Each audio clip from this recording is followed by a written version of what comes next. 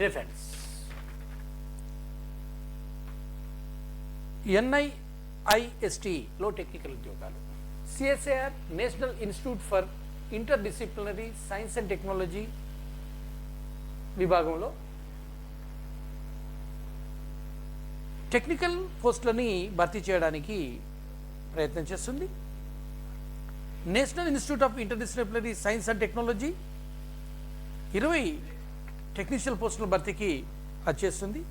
అందులో technical assistants 5, technicians 3.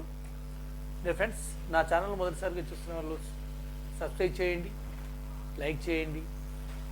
మీకు కాకుండా ఇతరులకు ఉపయుక్తం అనుకున్నప్పుడు తప్పకుండా షేర్ చేయండి. ఎందుకంటే సోషల్ రెస్పాన్సిబిలిటీలో భాగంగా నేను ఈ వీడియో చేస్తున్నాను.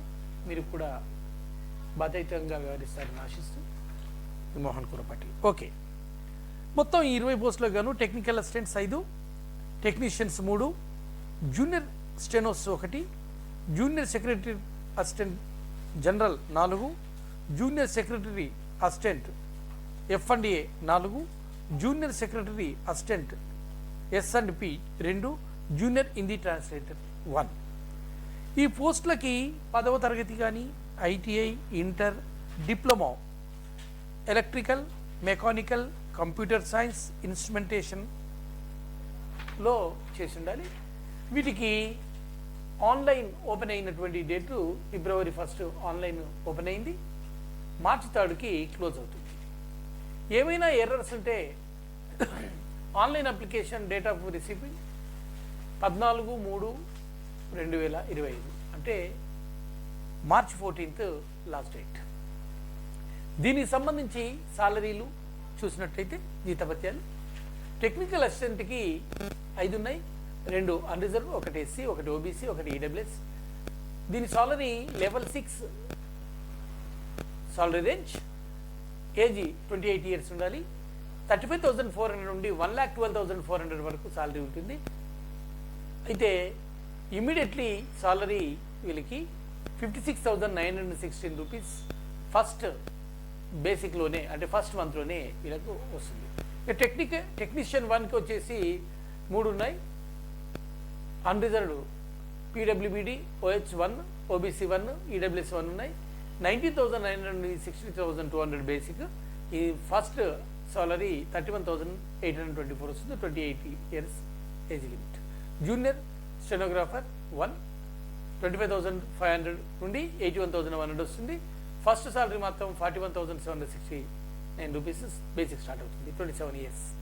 జూనియర్ సెక్రటరీ అసిస్టెంట్ జనరల్ 4 ఉంటాయి, unreserved 3, OBC 1. 90,900 salary, 60,200. Total first month salary 31,824 నుండి స్టార్ట్ అవుతుంది. 28 years.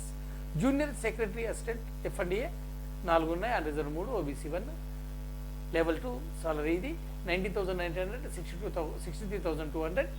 Total 31,824 rupees first month నుండి క్లెయిమ్ చేస్తారు. 28 years ఉండాలి. Junior secretary assistant S&P 2, unreserved 1, OBC 1. 90,900 నుండి 1,12,400 వరకు ఉంటుంది. ఫస్ట్ మంత్ సాలరీ నుండి 56,916 వస్తుంది. 30 years ఏజ్ లిమిట్. ఇక దీనికి సంబంధించి చూసినటువంటి టెక్నీషియన్ అసిస్టెంట్కి సంబంధించి డిప్లొమా మెకానికల్ కానీ టెక్నికల్గా 3 సంవత్సరాలు చేసి ఉండాలి. టెక్నికల్ అసిస్టెంట్ కూడా డిప్లొమా మెకానికల్ కానీ చేసి ఉండాల్సి ఉంటుంది. ఈ టెక్నికల్ అసిస్టెంట్ పోస్ట్ 1కు BSc కెమిస్ట్రీ ఈక్వలెంట్ జాబ్ 60% మార్కులు ఉండాలి. BSc కెమిస్ట్రీ ఈక్వలెంట్ చేసి ఉంటే సరిపోతుంది. ఇక టెక్నికల్ అసిస్టెంట్ పోస్ట్ 1కు అన్రిజర్వ్డ్కి BSc computer science, information technology equivalent చేసిన వాళ్ళు, ఇది ఎలిజిబిలిటీ క్రైటీరియా. ఇలా మీరు చూసుకుంటూ వెళ్తే మీకు ఉన్నటువంటి ప్రతి దానికి కూడా ఈ 36 pages క్లోచర్లో మీకు పూర్తి వివరాలు అందుబాటులో ఉంటాయి. వీటన్నిటిని మీరు ఒకసారి, నేను స్క్రోల్ చేస్తున్నారు, వీటిని స్టాప్ చేసి మీరు ఒకసారి స్లో చేసుకొని చూసుకోవచ్చు. ఎవ్రీథింగ్.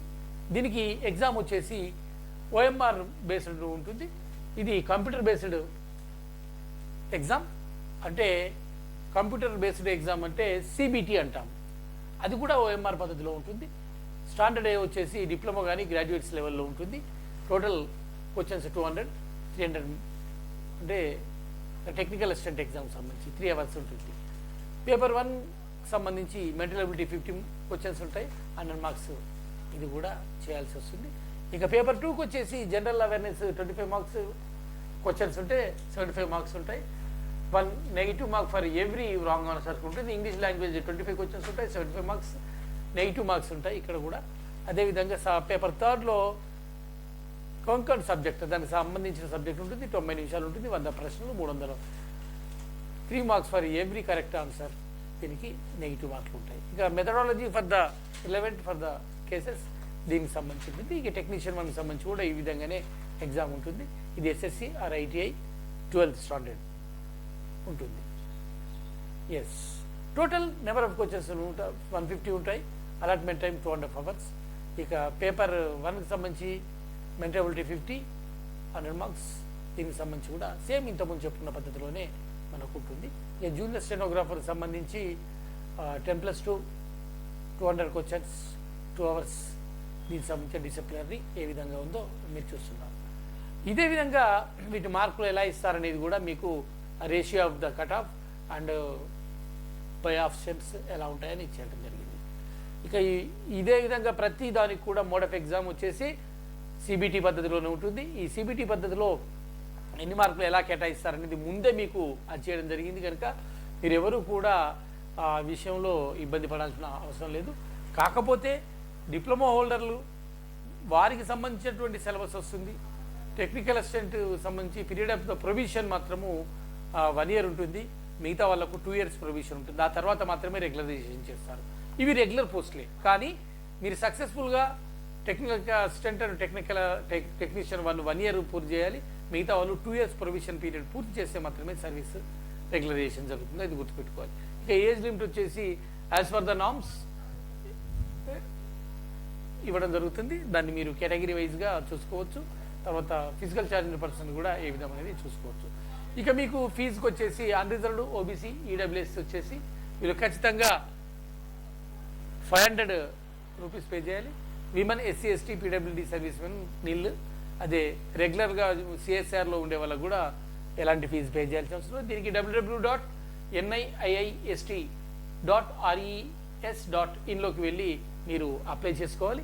అప్లై చేసుకున్నటువంటి వాటిని ఇంతకుముందు చెప్పినట్టుగా సెప్టెంబర్ మనకు ఉండేటువంటి దాంట్లో మార్చి 14th లోపు వాళ్ళకి చేరేట్టుగా మనం చూసుకోవాలి. ఇది ఉన్నటువంటి ఫార్మా. దీనికి సంబంధించి NIISTలో ఉన్నటువంటి ఇది కేరళలో ఉంటుంది. CSIR national institute for interdisciplinary science and టెక్నాలజీలో ఉద్యోగాలు వచ్చిన వాళ్ళు అదృష్టవంతులు. ఇది సెంట్రల్ గవర్నమెంట్ కనుక తప్పకుండా ప్రయత్నం చేయండి ఫ్రెండ్స్.